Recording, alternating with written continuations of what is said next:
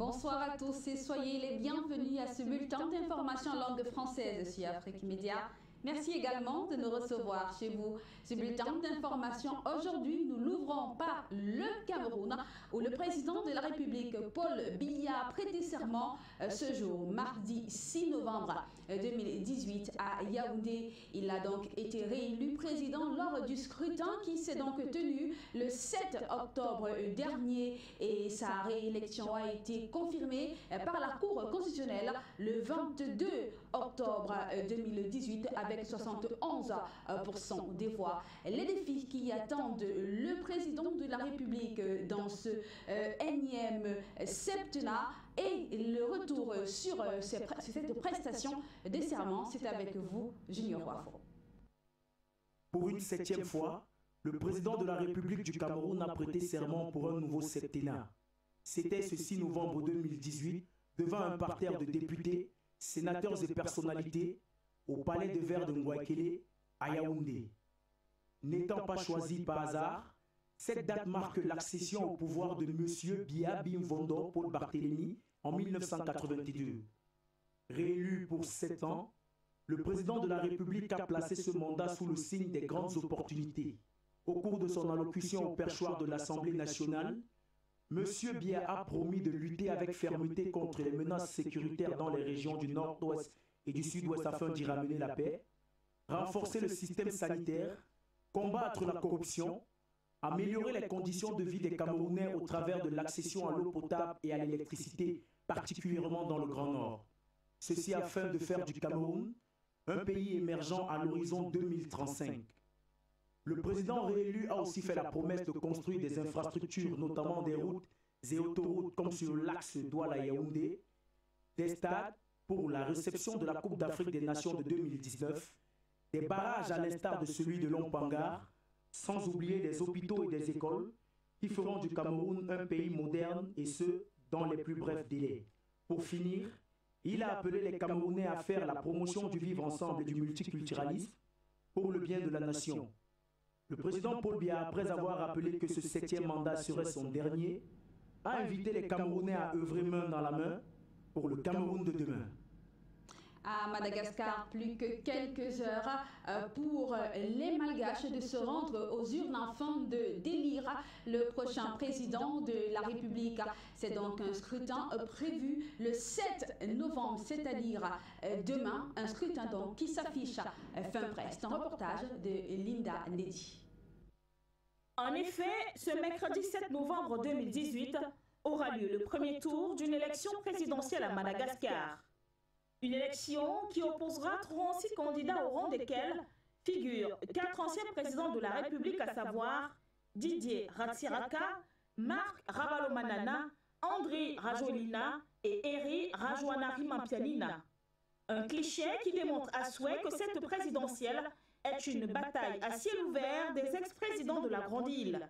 Ceci dit, tous ont la maîtrise de la situation du pays et connaissent les besoins dont l'île a besoin. Car malgré la très grande richesse de la faune et de la flore, ainsi que les ressources en minerais, Madagascar fait partie des pays les plus pauvres du monde. Et donc, pour le relever, notamment sur le plan économique, les Malgaches devront faire le bon choix parmi les candidats en lice, mais surtout parmi le top 4 des ex-dirigeants qui, chacun à son tour, a goûté au goût du miel et a été confronté aux réalités du terrain. Des réalités somme toute de crise politique, mais aussi économique.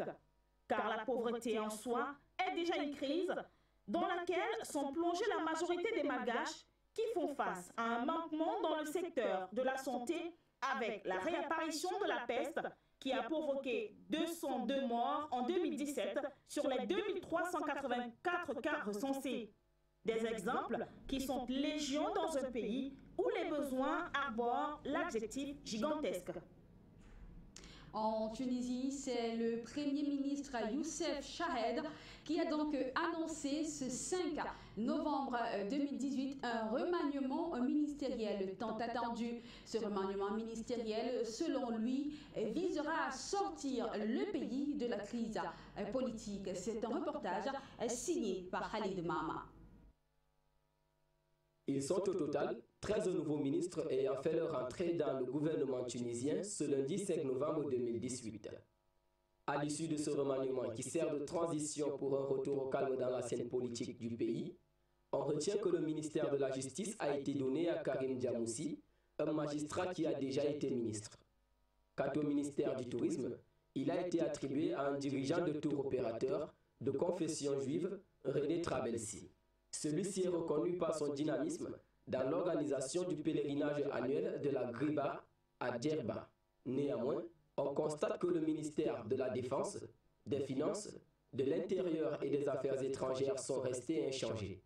Selon le Premier ministre et chef de gouvernement Youssef Chaheb, ce remaniement vient alors former dans le pays une équipe gouvernementale, solidaire et responsable. Ceci pour assurer la stabilité, résoudre les questions brûlantes et sortir de la crise politique en Tunisie. C'est d'ailleurs pour cette cause qu'il a nommé à la tête du ministère de la fonction publique Kamel Morjan, un pilier du régime précédent avant la révolution de 2011. Âgé de 43 ans et nommé chef d'un gouvernement d'union en août 2016, Chaheb entend donc avoir agi selon les prérogatives que lui donne la Constitution. En Algérie, donc, un contrat d'ingénierie et projet de construction a donc été signé ce 5 novembre 2018 à Alger. Ce contrat a été signé entre le groupe Sonatrach et l'entreprise italienne Tecnimont. Ce contrat vise à réaliser un train de gaz et de pétrole liquéfié. Junior Wafo signe une fois de plus ce reportage. Le directeur général de la Sonatrach, Faiz Zen, a signé avec le groupe italien Tecnimont un contrat de 248,5 millions de dollars pour la construction d'un train de gaz de pétrole liquéfié en abrégé GPL. D'une capacité de 8 millions de SM3 par jour, ce projet devrait voir le jour en juin 2021. Il permettra aussi le traitement du gaz afin d'améliorer sa qualité et ainsi augmenter la production du GPL et du condensant, qui devrait passer de 2600 tonnes à 4800 par jour pour le GPL et 330 tonnes à 480 tonnes par jour pour le condensant. Pour le gouvernement, ce contrat est très important car l'accroissement de la production est un élément essentiel pour le pays. Côté italien, la promesse a été faite sur le respect des délais impartis pour la réalisation de ce projet. Et au vu de ce partenariat, nous pouvons dire que les relations économiques entre les deux pays sont sur de bons rails. En Afrique du Sud, les gouvernements du Kenya et sud-africain ont conclu un accord visant à faciliter l'obtention des visas des Kenyans qui veulent entrer justement en Afrique du Sud. Il s'agit des étudiants, des hommes d'affaires et des voyageurs de courte durée. Et détaillé avec Halid Mama. L'accord de facilitation dans le processus d'obtention du visa vient à la suite d'une réunion tenue entre le ministre de gouvernement kényan, Fred Matiang'i, et le ministre sud-africain de l'Intérieur, Malusi Gigaba. Cette initiative s'inscrit dans le cadre des efforts mis sur pied par l'Afrique du Sud. Ceci pour alléger les exigences en matière de visa. Dans la même veine, il est à préciser que les pays africains réévaluent les conditions relatives au visa pour les Africains. Selon le ministère de l'Intérieur sud-africain, la nouvelle résolution prise entre le Kenya et l'Afrique du Sud sur les visas apaisera le potentiel touristique et commercial des deux pays. Au fil d'actualité, le Kenya accorde aux Africains voyageant dans le pays un accès gratuit sans visa, et ce, pour une durée inférieure à 30 jours. Cap cette fois-ci en Côte d'Ivoire où le projet d'électrification rurale mis sur pied par le gouvernement depuis 2016 entre dans sa phase d'exécution financée donc par la Banque africaine de développement. Ce projet suscite joie et inquiétude dans certaines localités, principalement dans l'ouest du pays. Nos correspondants Isaac Tao et Oscar Goué nous en disent plus dans ce reportage qu'ils signent.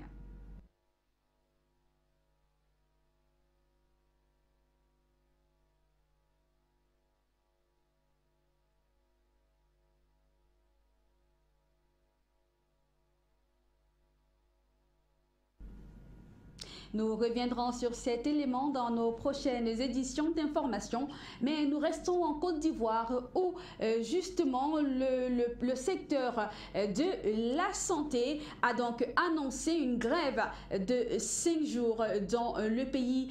Cette grève-là est pour justement demander une revalorisation des salaires dans le pays. Cette grève donc initialement suspendue. Cette revalorisation des salaires, justement, intervient à quelques jours où, justement, le personnel de santé s'est entretenu avec le gouvernement en vain. Il discute donc depuis vendredi dernier. Le personnel de santé réclame, entre autres, une prime d'incitation, une indemnité de logement, une revalorisation indiciaire de 100 points et 150 points, une indemnité de responsabilité et la réintégration de 160 ex-agents licenciés comme fonctionnaires. Le porte-parole de la coordination a appelé l'ensemble du personnel du secteur de la santé à rester mobilisé jusqu'à satisfaction de leurs revendications. Néanmoins, le service minimum est assuré dans les hôpitaux et centres de santé publics sur l'ensemble du territoire. C'est du moins ce que fait savoir le coordinateur des syndicats du secteur de la santé, regroupant des médecins, des infirmiers, des sages-femmes et autres techniciens biologistes. Nous mettons le cap cette fois-ci au Nigeria et nous nous intéressons également à la grève nationale et illimitée qui a donc été finalement suspendue sur l'ensemble du territoire. Ces derniers demandaient également la revalorisation des salaires. Ils ont trouvé un compromis avec le gouvernement. C'est un reportage signé par Lydia Ndedi. Affaire close, le gouvernement nigérien et les syndicats ont accordé le violon. Plus de grève à l'ordre du jour à l'échelle nationale, suit après les menaces de fermeture de la plus grande économie d'Afrique. Les syndicats nigériens et le gouvernement ont accepté ce mardi une nouvelle proposition de salaire minimum. Un comité mis en place avec le gouvernement s'est entendu sur 30 000 naira, soit 47 521 francs CFA, comme nouveau salaire minimum mensuel, le fruit d'une série de réunions. Au placard donc le minimum actuel de 18 000 naira, soit 28 512 francs CFA.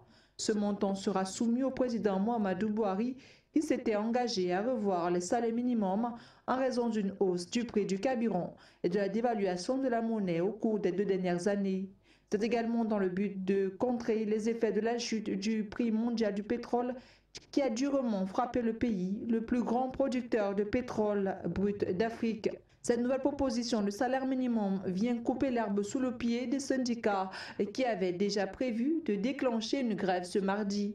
Déjà qu'en septembre, les syndicats avaient associé la parole à l'acte et avaient déclenché une grève après la rupture des négociations salariales. Au départ, les syndicats voulaient que le salaire minimum mensuel passe à environ 50 000 naira, soit 79 202 francs CFA, mais le gouvernement nigérian, qui doit faire face à des recettes en baisse en raison de la baisse des prix du pétrole, a décliné la proposition pour se résoudre à 30 000 naira, soit 47 521 francs CFA finalement arrêtés.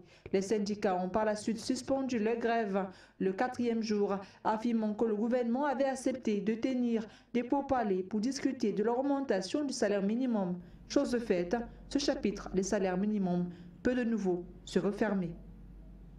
Nous revenons en Côte d'Ivoire et nous parlons du projet d'électrification rurale qui a donc été mis sur pied par l'État depuis 2016. Ce projet donc entré dans sa phase d'exécution. Ce projet donc financé par la Banque africaine de développement suscite joie et inquiétude dans certaines régions, principalement dans l'ouest du pays. C'est un reportage signé par nos correspondants Isaac Tao et Oscar Koui. Fini les élections municipales et régionales en Côte d'Ivoire, place au programme de développement local. Pour donc entamer la phase d'exécution de son projet d'électrification rurale, le gouvernement ivoirien a déployé dans la région du Cavali, précisément à l'ouest du pays, des équipes de la société Côte d'Ivoire Énergie pour l'implantation des poteaux électriques. En vue donc de s'enquérir des forces et faiblesses de cette première étape du projet sur le terrain, une délégation composée de cadres de la région a effectué une mission de visite dans les localités choisies. l'objectif de la mission avec Rémi Zouyoro, chef de la délégation. Bien, nous sommes là pour visiter les chantiers d'électrification.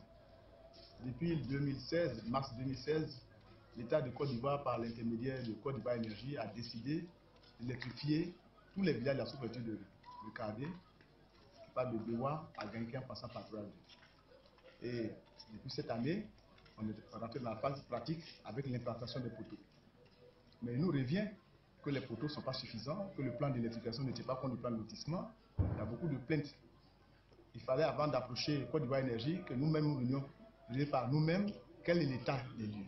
À l'issue donc de cette visite de terrain, le chef de la délégation a relevé des insuffisances dans l'exécution du projet, d'où ce plaidoyer à la société qui est en charge la mise en œuvre des travaux. Nous voulons d'abord dire merci à l'État parce que le projet a commencé.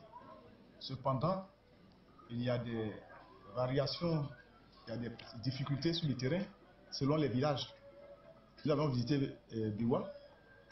Bon, dans l'ensemble, c'est bon, sauf qu'il manque encore 50 poteaux.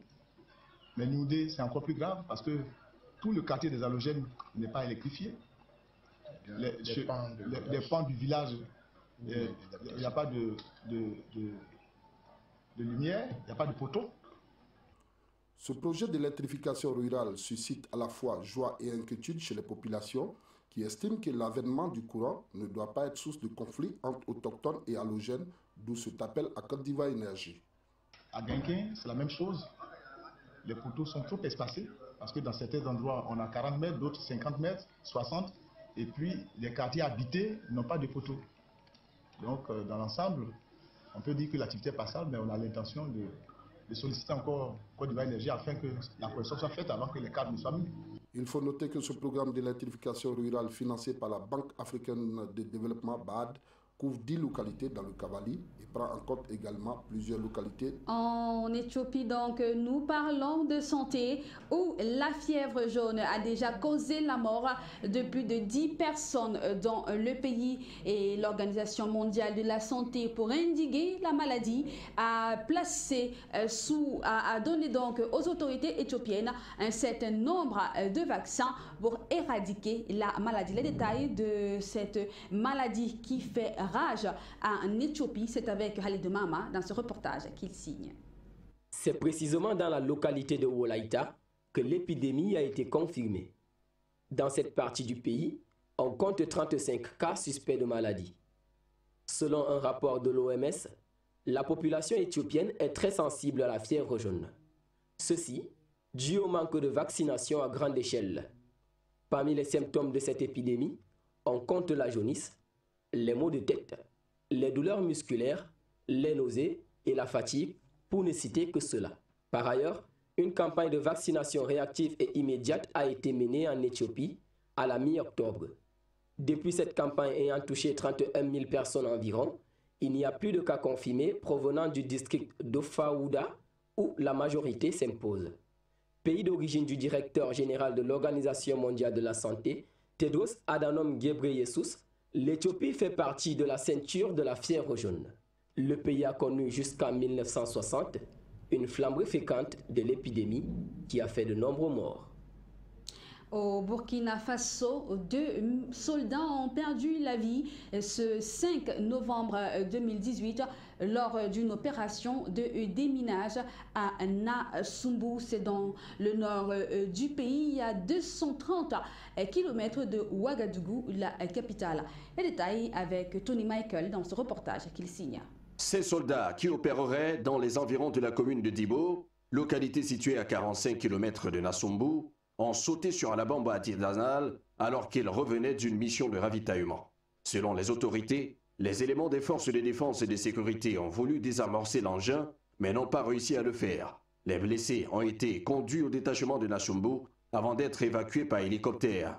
Aucun bilan officiel n'a été pour le moment communiqué sur cette explosion qui intervient 2 mois et demi après qu'un agent du génie militaire de l'armée a perdu la vie près de Dibo dans les mêmes circonstances. Le Burkina Faso, pays sahélien en voie de développement, situé au cœur de l'Afrique occidentale, fait face à une recrudescence des attaques armées qualifiées de terroristes, notamment dans sa partie nord et est, où des dizaines de personnes ont trouvé la mort ces derniers mois. La dernière attaque enregistrée date du 18 octobre dernier. Des individus armés non identifiés avaient pris d'assaut la brigade de gendarmerie de Barani, faisant ainsi 2 morts et plusieurs blessés. Nous restons dans le cadre de la sécurité, mais cette fois-ci au Sénégal. Un forum sur la sécurité et la paix se tient actuellement à Dakar, dans la capitale du pays. Et donc, cette réunion qui réunit plusieurs chefs d'État africains, justement, le président du Sénégal, Macky Sall, a appelé à revoir les opérations de maintien de la paix. Nous vous proposons plutôt de l'écouter dans cet extrait. C'est la philosophie même de la mission de maintien de la paix qu'il faut oser remettre en cause et discuter selon les cas et selon les situations en Afrique. Nous avons plus de 10 000 casques bleus au Mali. Il n'est pas normal qu'avec 10 000 casques bleus, avec la force Barkhane, qu'il continue d'y avoir des forces qui perturbent le pays. Donc quelque part, il y a des choses qu'il faudrait corriger. C'est pareil en RCA, c'est pareil en RDC, il y a un problème. Nous terminons ce bulletin d'information par la page étrangère et c'est en France où une personne a donc été retrouvée morte ce 6 novembre 2018 après l'effondrement de plusieurs immeubles dans le centre de Marseille. Les opérations de secours se poursuivent alors que 5 à 8 victimes pourraient encore être ensevelies. Les recherches se sont poursuivies toute la nuit à Marseille après l'effondrement de plusieurs immeubles le 5 novembre 2018. Ce mardi matin, c'est-à-dire ce 6 novembre 2018, les secours ont découvert le corps d'un homme sous les décombres et le procureur de la République, Xavier Tarabeu, a déclaré que des examens de médecine légale seraient pratiqués pour identifier la personne décédée. Et quelques 80 pompiers et 120 policiers, aidés notamment des chiens, continuent de déblayer les décombres à la recherche d'éventuels survivants ou victimes du drame. Et selon donc le ministre de l'Habitat, l'immeuble numéro 65 rue d'Aubagne avait fait l'objet d'une visite d'experts agréés auprès du tribunal le 18 octobre dernier, mais ce dernier n'avait pas été recensé comme non habitable. Et voilà qui met un thème à cette autre édition d'information en langue française sur Afrique Média. Merci de l'avoir suivi, de votre fidélité. Nous vous remercions. N'oubliez pas que nos programmes se poursuivent sur votre chaîne panafricaine. Mesdames, Messieurs, où que vous soyez, nous vous souhaitons une bonne soirée.